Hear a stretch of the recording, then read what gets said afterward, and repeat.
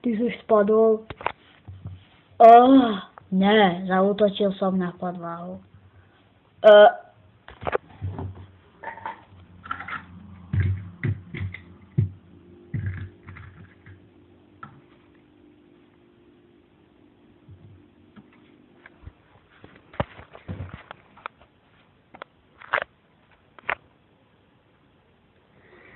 V celej mojej praxi som sa ešte nestretol s tým, aby samovražda nechal toľko listov na rozlúčku. Ja taký.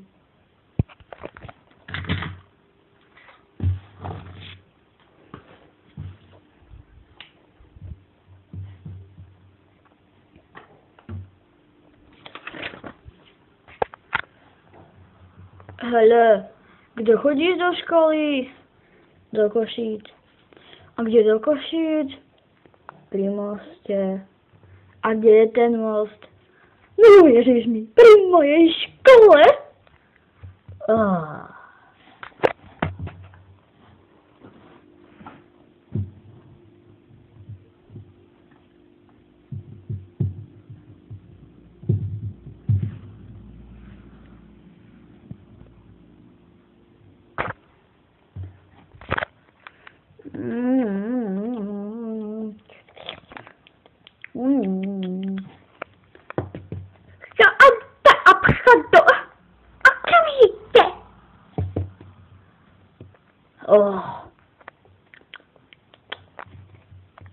Nepočula si, co to řekl? Choď do obchodu. Mami, je sobota. Tedy by si sa mala učiť a pomáhať mi. Sobota je pracovný deň. Vlastne pracovný deň doma. Pracovný deň na žranie, nech ty toho. Tak pôjdu sama, no pohni. Pôjdeš sama. Tak dobře.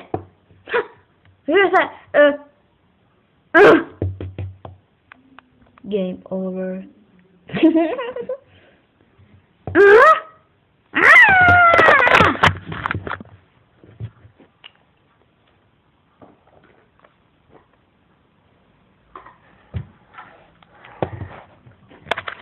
Hele, počula si o novom filmu? Jo, vlastne, ne. Sú v ňom upíry a zombíci a vlkodlaci. Sorry.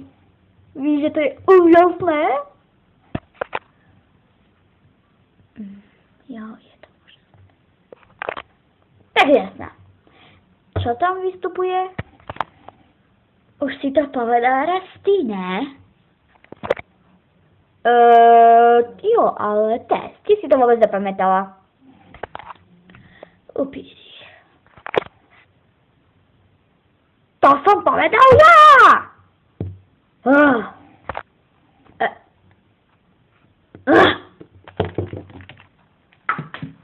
Počkajte, milí!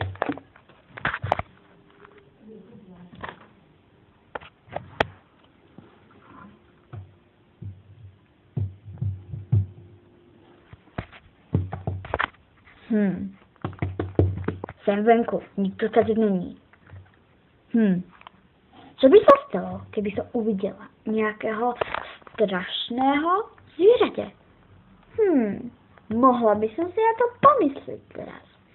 Alebo nadprirodzená bytosť. Ale pritom tie nadprirodzené bytosti nejsou tak úhasné. A pritom by si řekl, že tie bytosti ani neexistují. Napríklad upíry, ktorí cicají krev, vlkodlaci, ktorí zabíjají, duchoví, zombíky. Víte to?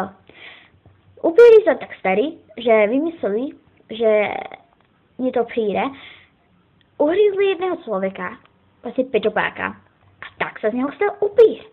Vlkodlaci znova taktiež pohryzli niekoho s pečopákou a z neho sa stal vlkodlak. A duch, tak, ten sa spravil neviditeľným. A zombík? Na to sa dá pomyslieť. Bol len vymalovaný.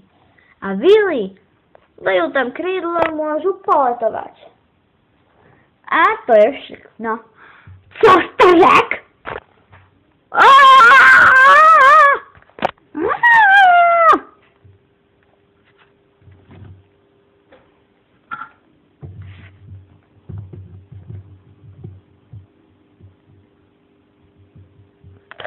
Prečo sa musím dostať do takej bláznivej situácie? Hlavne, keď mám tedy návštevu. Jaký mám problém pro Boha? Že aký mám problém? No tak! Je tady smrad jak kojenské hovno! Tak dobře. Vyzerá to, jak by to bylo psie hovno! Psie? To berem za urážku! Co to je za psí smrad? Ale to je iba parfém. A jakej? Henojský.